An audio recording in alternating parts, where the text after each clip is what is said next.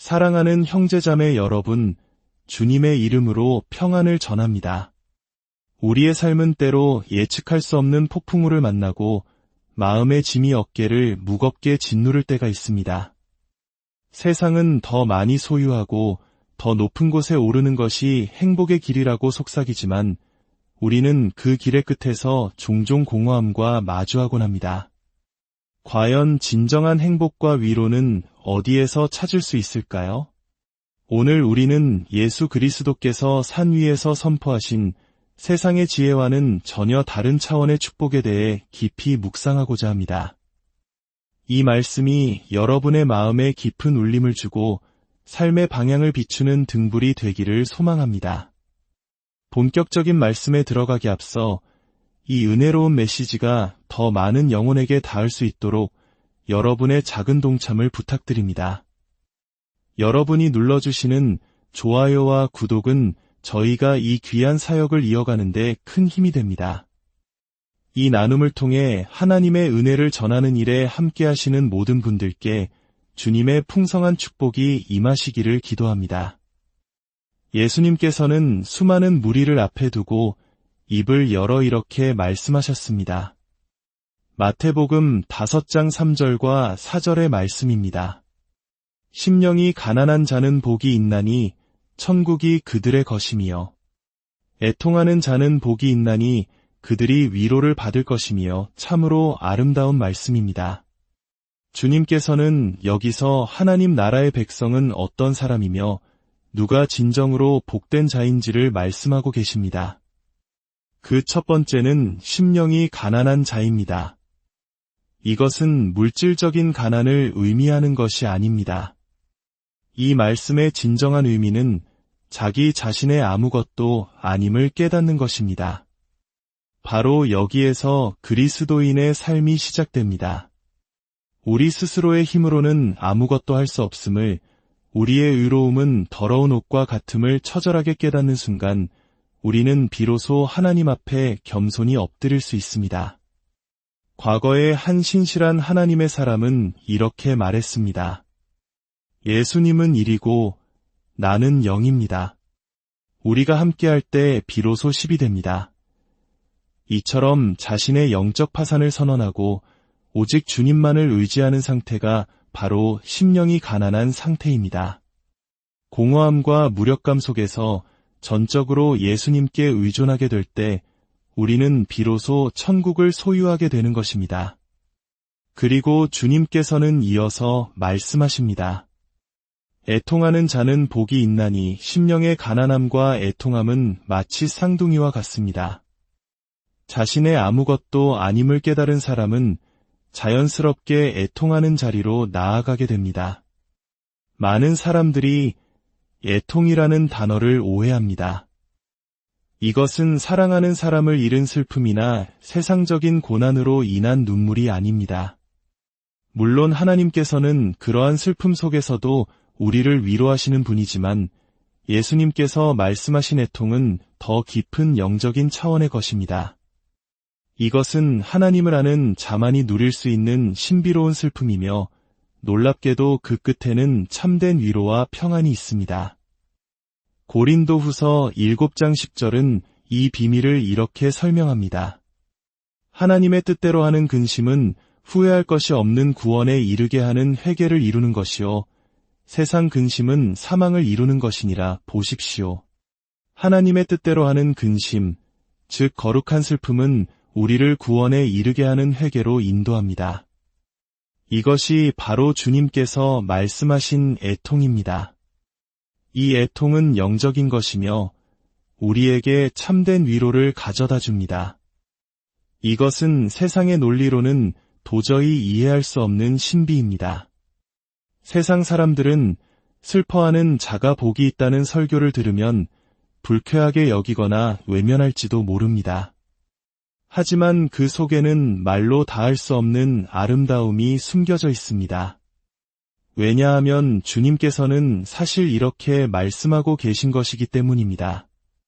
자신의 영적 가난함을 깨달아 행복한 자여, 자신의 죄를 슬퍼하며 하나님께 나아와 행복한 자여, 이 거룩한 애통은 하나님의 거룩하심을 드러내는 경외감과 같습니다. 하나님, 제가 잘못했습니다 라며 바닥에 엎드려 오는 것만을 의미하지 않습니다. 우리는 하나님의 용서하심 앞에 경외감으로 서게 됩니다. 그분의 선하심과 인자하심 앞에, 그분의 거룩하심 앞에 압도되어 경외감에 휩싸이는 것입니다. 하나님의 뜻대로 하는 근심은 하루 종일 죄를 뒤집어쓰고 슬피 우는 행위가 아닙니다. 그것은 하나님이 얼마나 거룩하신가, 주님은 얼마나 선하신가, 나 같은 죄인을 구원하시고 깨끗하게 하시는 그분의 사랑은 얼마나 놀라운가를 깨닫는 살아있는 경외심입니다. 로마서 2장 4절은 이렇게 증언합니다. 혹 내가 하나님의 인자하심이 너를 인도하여 회개하게 하심을 알지 못하여 그의 인자하심과 용납하심과 길이 참으심이 풍성함을 멸시하느냐, 바로 이것입니다. 우리가 진정으로 애통할 때 우리는 주님께서 얼마나 오래 참으시는 분인지, 얼마나 자비로우시고 은혜로우신지, 그 선하심이 얼마나 풍성한지를 깨닫게 됩니다. 죄를 짓는 사람들은 이 풍성한 은혜를 멸시하지만 애통하는 자는 그 은혜의 깊이를 발견합니다. 사랑이 넘치는 하나님의 마음이 우리의 마음을 부서뜨릴 때 우리는 더 이상 죄 위에서 통곡할 필요가 없습니다. 우리는 그 경외의 상태 안에서 살아갑니다. 마치 다윗이 주께서 구하시는 제사는 상한 심령이라 라고 고백했던 것처럼 말입니다. 여기서 상한 심령이란 하루 종일 울고 다니는 것을 의미하는 것이 아닙니다. 그것은 주님 앞에서 경외감 속에 사는 삶의 태도입니다. 그분을 아프게 하거나 그분 앞에서 죄를 짓지 않으려는 거룩한 열망입니다. 그분을 너무나 사랑하기에 그분의 마음을 아프게 하는 모든 것으로부터 그분을 지켜드리고 싶은 마음입니다.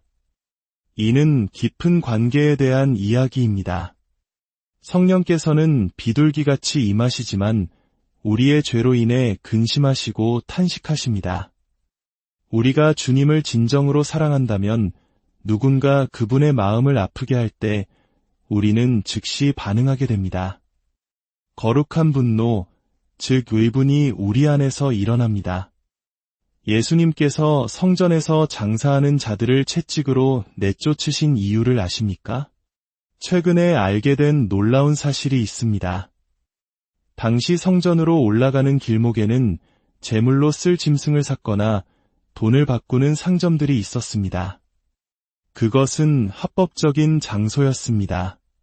그러나 그들은 거룩해야 할 성전 안, 바로 하나님의 집 안에서 장사를 벌였던 것입니다. 주님의 분노는 장사 행위 자체가 아니라 거룩한 장소를 더럽힌 것에 대한 것이었습니다. 성경은 주의 전을 사모하는 열심이 나를 삼키리라 라고 기록합니다. 이것이 바로 애통하는 자의 마음입니다. 당신은 경외의 상태 속에서 살아갑니다. 당신의 삶의 방식 하나하나를 살피며 그분의 마음을 근심하게 하기를 원치 않습니다. 이것이 진정으로 상한 마음의 의미입니다. 누가복음 18장에는 이야기가 아름답게 그려져 있습니다. 예수님께서는 자기를 의롭다고 믿고 다른 사람을 멸시하는 자들에게 비유를 들어 말씀하셨습니다. 두 사람이 기도하러 성전에 올라갔습니다. 한 명은 바리새인이요, 다른 한 명은 세리였습니다. 바리새인은 서서 이렇게 기도했습니다. 하나님이여, 나는 다른 사람들 곧 토색, 불에, 간음을 하는 자들과 같지 아니하고 이 세리와도 같지 아니함을 감사하나이다. 나는 일해에 2번씩 금식하고 또 소득의 11조를 드리나이다. 그러나 세리는 멀리 서서 감히 눈을 들어 하늘을 쳐다보지도 못하고 다만 가슴을 치며 말했습니다. 하나님이여, 불쌍히 여기소서. 나는 죄인이로소이다. 예수님께서 말씀하셨습니다. 내가 너희에게 이르노니 저 바리새인이 아니고 이 사람이 의롭다 하심을 받고 그의 집으로 내려갔느니라. 무릇 자기를 높이는 자는 낮아지고 자기를 낮추는 자는 높아지리라. 이 세리의 모습이 바로 애통하는 자의 모습입니다. 그는 자신의 의를 내세우지 않았습니다. 오직 하나님의 자비와 긍휼을 구했습니다. 전설적인 부흥사였던 캐서린 쿨만 여사는 치유 집회에서 사람들이 치유받는 모습을 보며 함께 눈물을 흘리곤 했습니다. 그녀는 흐르는 눈물을 닦으며 항상 이렇게 속삭였습니다. 오, 주님의 자비하심이여. 오, 그분의 긍휼하심이여. 하나님의 놀라운 자비 앞에서 감히 자신 같은 사람을 통해 일하시는 그분의 은혜 앞에서 압도되었던 것입니다. 이것이 바로 영적으로 애통하는 자의 모습입니다. 그들은 자신의 무가치함을 알기에 하나님께서 자신을 사용해 주시는 것에 감격하며 경외합니다. 주님의 경이로움 앞에서 자신이 그분을 섬기기에도 얼마나 부족한 자인지를 깨닫는 것입니다. 시편 40편에서 다윗은 이렇게 고백합니다. 여호와여, 주의 긍휼을 내게서 거두지 마시고 주의 인자와 진리로 나를 항상 보호하소서. 수많은 재앙이 나를 둘러싸고 나의 죄악이 나를 덮침으로 우러러볼 수도 없으며 죄가 나의 머리털보다 많음으로 내가 낙심하였음이니이다. 자신이 죄인임을 깨닫고 그럼에도 불구하고 하나님께서 자신의 삶에 얼마나 큰 은혜를 베푸셨는지를 아는 사람, 바로 베드로가 주여 나를 떠나소서 나는 죄인이로소이야 라고 외쳤던 것처럼, 이사야가 화로다 나여 망하게 되었도다 라고 탄식했던 것처럼 하나님의 거룩하심을 볼 때 비로소 당신이 누구인지를 깨닫게 되는 것입니다. 하나님의 거룩하심과 경이로움, 그분의 진정한 모습을 마주할 때 우리는 내가 감히 어떻게 이 자리에 서며 그분을 섬기며 그분의 자녀라 불릴 수 있는가라는 깊은 인식에 도달하게 됩니다. 이사야서 17장 15절의 말씀은 우리에게 엄청난 위로와 소망을 줍니다. 지극히 존귀하며 영원히 거하시며 거룩하다 이름하는 이가 이와 같이 말씀하시되 내가 높고 거룩한 곳에 있으며 또한 통회하고 마음이 겸손한 자와 함께 있나니 이는 겸손한 자의 영을 소생시키며 통회하는 자의 마음을 소생시키려 함이라. 이 얼마나 놀라운 말씀입니까? 지극히 높고 거룩하신 하나님께서 통회하고 겸손한 마음을 가진 자와 함께 거하시겠다고 약속하십니다. 그를 당신의 수준으로 끌어올려 함께 하시겠다는 것입니다. 더 나아가 이사야 66장 1절과 2절은 이 진리의 정점을 보여줍니다. 여호와께서 이와 같이 말씀하시되 하늘은 나의 보좌여 땅은 나의 발판이니 너희가 나를 위하여 무슨 집을 지으랴 내가 안식할 처소가 어디랴. 나 여호와가 말하노라 내 손이 이 모든 것을 지었으므로 그들이 생겼느니라. 하나님께서는 하늘도 땅도 사람이 지은 성전도 원치 않으신다고 말씀합니다. 그 모든 것은 이미 당신의 것입니다. 그렇다면 하나님께서 진정으로 찾으시는 안식처는 어디일까요? 그분께서 주목하시는 단 한 사람은 누구일까요? 2절 하반절이 그 답을 알려줍니다. 무릇 마음이 가난하고 심령에 통회하며 내 말을 듣고 떠는 자 그 사람은 내가 돌보려니와. 사랑하는 여러분, 이것이 바로 핵심입니다. 하나님께서는 하늘도 땅도 아닌 오직 당신의 말씀 앞에서 두려워 떠는 한 사람, 가난하고 통회하는 심령을 가진 그 사람을 찾고 계십니다. 그곳이 바로 하나님의 진정한 안식처입니다. 이것이 바로 사도 바울이 도달했던 경지입니다. 그는 당대 최고의 학자였고 율법에 정통한 사람이었습니다. 그러나 그는 자신의 모든 지식과 배경을 배설물로 여겼습니다. 그리고 로마서 7장에서 이렇게 절규합니다. 오호라 나는 곤고한 사람이로다. 그는 영적으로 애통하는 자리에 이르렀던 것입니다. 오, 하나님, 나는 누구입니까? 이것이 바로 하나님께서 우리를 심판으로부터 보호하시는 애통함입니다. 그분의 말씀 앞에서 떨며 그분이 누구신지를 아는 경외감입니다. 두려움이 아닌 거룩한 경외심입니다. 성경은 주를 경외하는 자에게는 부족함이 없다고 약속합니다. 하나님 아버지, 오늘 우리가 나눈 이 말씀의 깊은 의미를 우리 각 사람의 심령에 밝히 드러내 주시옵소서.